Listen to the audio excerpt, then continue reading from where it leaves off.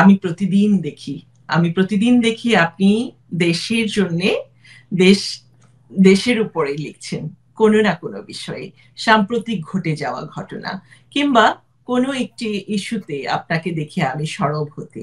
তো এই যে আপনার লেখালেখি, অবস্থান করছেন বিদেশে, কেমন লাগছে দাদা? আবারও বলছি যে এরকম যে কোনো অনুষ্ঠানে যদি আমরা যুক্ত হতে পারি, নিঃসন্দেহে একটা ভালো লাগা কাজ করে। ধরেন যে আটলান্টিকের সাথে প্রশান্তের যে যোগাযোগ, সাথে বাঙালি যে ভ্রমণের কথা আপনি বলছেন, আমি প্রথমেই আপনাকে একটা কথা বলি। মানুষ তো মূলত তার আত্মার সাথে নিবিড়ভাবে সম্পর্কিত, এবং সে তিনটে জিনিস জীবনে অর্জন করে না, এটা তার অর্জিত হয়ে যায় জন্ম থেকে। তার একটি হচ্ছে তার ভাষা, একটি হচ্ছে তার দেশ, আর একটি হচ্ছে তার ধর্ম।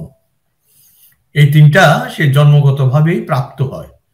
তো সে মানুষ, আমরা যে বহুজাতিক সমাজগুলোতে বাস করি, সেটা যে কোনো দেশেই হোক, আপনি দেখবেন একমাত্র যারা খুব ছোট বয়সে এখানে বড় হয় কিংবা জন্ম হয়, তারা ব্যতীত যারা অল্প একটু বুদ্ধি বিবেচনার পরেই দেশ ছেড়ে আসে, তারা অ্যালেক্স হ্যালির সে বিখ্যাত রুটস ইয়ের মতো তাদের আত্মা পতিত থাকে সেখানে। এবং আমরা যারা বাংলাদেশি, ধরেন গত পরশু বোধহয় একটা লেখার সময় আমার বারবারই মনে হচ্ছিল যে সংস্কৃতির কত শক্তি। অনেক জাতি আছে দেখবেন, বিশেষ করে আপনাদের প্রতিবেশী যারা, যেমন ওয়েস্ট ইন্ডিজ বা এই দ্বীপপুঞ্জগুলো, ক্যারাবিয়ান দ্বীপপুঞ্জগুলো, ও তো ভাষা হারিয়ে ফেলেছে, ইংরেজিতে কথা বলে।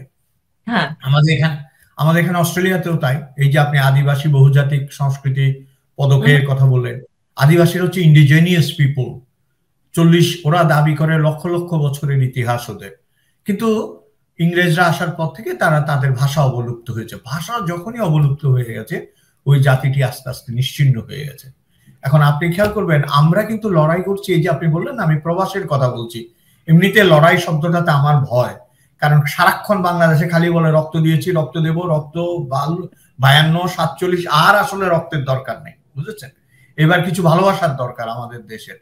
আমরা প্রবাসী মানুষরা বা দেশকে সেই ভালোবাসাটা দিতে চাই। এবং আমি মাঝে মাঝে আপনার খুবই মানে সংশয় পড়ে যাই যখন মানুষ প্রশ্ন করে যে আপনারা বিদেশে থেকে আমাদের জন্য এত ভাবছেন কেন।